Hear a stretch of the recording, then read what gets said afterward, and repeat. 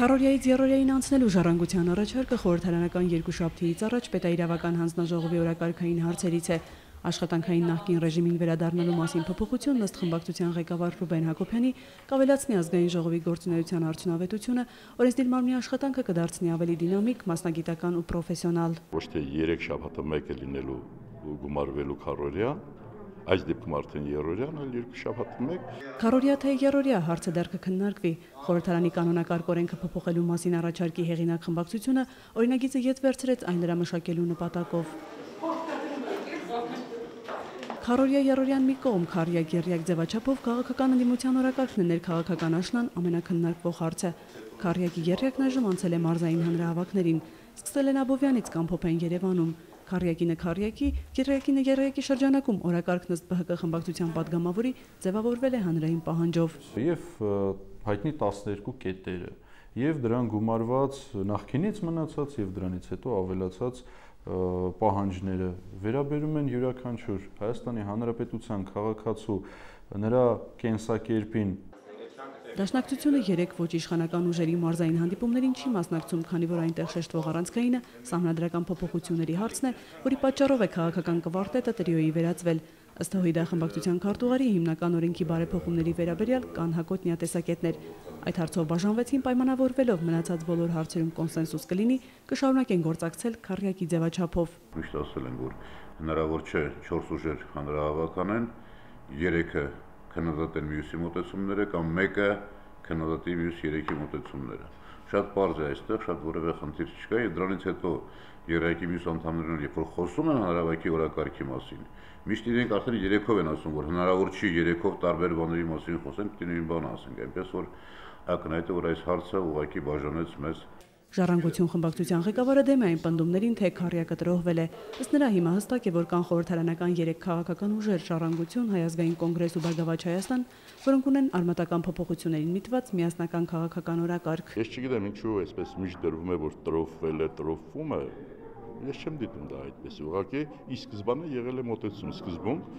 որ միասնական օրակարգ է դառնում այն հարցը, որտեղ բոլոր ուժերը տալիս են համաձայնություն։ Այլ տարաձայնություններ որևէ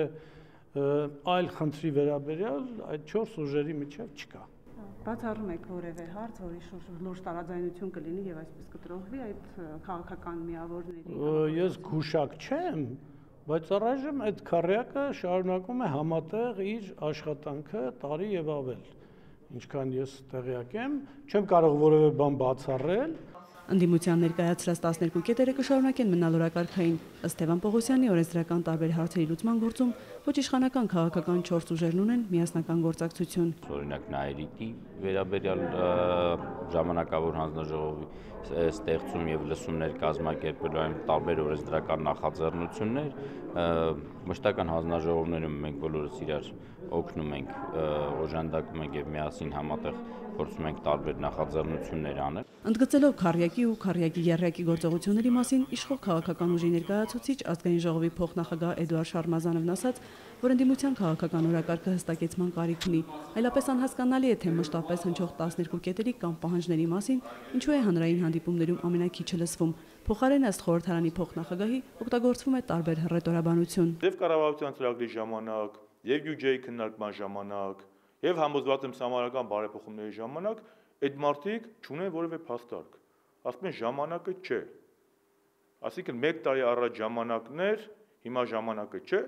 Հանրապետական խմբակցության քարտուղարն էլ հավելեց, որ քաղաքական ընդդիմության օրակարգին ծանոթանալու դեպքում ակնհայտ է, որ ներկայացված 12 կետերի մեծ մասը հենց քաղաքական մեծամասնության կողմից է ներառված եւ արդեն իսկ քննարկման են դրված կառավարության կողմից։ Ավելին մի մասն ըստ Գագիկ Մելիքյանի կառավարությունը հավանության է արժանացրել շատ հարցեր քննարկման փուլում են։ Մեծամասնության համար ցանկացած քաղաքական ուժի հետ համագործակցությունը ընդունելի է եւ կարծում եմ, որ թե նախորդ գործունեությունը եւ թե առաջիկա գործունեության ընթացքում քաղաքական մեծամասնությունը միշտ տվել է հնարավորություն ընդդիմադիր բոլոր քաղաքական ուժերին համագործակցելու կառուցողական բոլոր առաջարկությունների շրջանակներում։ Ոչ իշխանական ուժերը իրենց համագործակցությունն արդյունավետ են գնահատում, հանդես են եկել օրենսդրական միասնական նախաձեռնություններով, կազմակերպել են լսումներ, նախաձեռնել արտահերտ նիստեր։ Աղվան Վարդանյանի խոսքով կարևոր է կենսաթոշակային բարեփոխումների վերաբերյալ սահմանադրական գործընթացը։ Հետագա գործողությունների համար հիմա ժամանակն է հանրային ուղեցույց, հանրահավաքներն ըստ եռյակի կխմբագրեն օրակարգը։ Սա ոչ դաշինք է, ոչ որևէ կարծր միավորում է։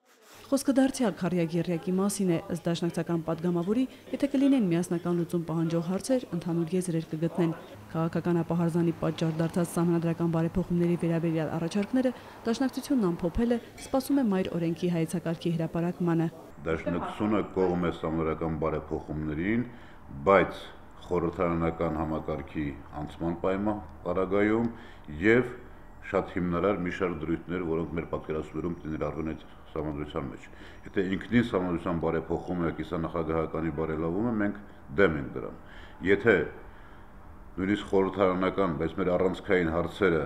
նկատի չառնվեն, մենք դարձյալ դեմ կլինենք։ Հիմա 12 կետերի պահանջը փոխվել է 12+1 է, ավելացել է էլեկտրաէներգիայի սակագնի փոփոխությունը։ Դաշնակցականները կսպասեն, որ եռյակն ամփոփի այդ պահանջները, ինչից հետո կհստակեցվի կվարտետ թե տրիո համագործակցությունը։ Մինչև այդ Աղվան Վարդանյանը ավագ ընկերոջ հետ շփումները մտաբերեց։ Շտապում է Պանթեոն, Սոս Սարգսյանի կիսանդրին է բացվում։ Ժողովրդական արտիստի հետ падգամավորը հաճախ է շախմատ խաղացել։ Մայա Խաչատրյան, Արտակ Ղևոնդյան, Առաջին ալիք։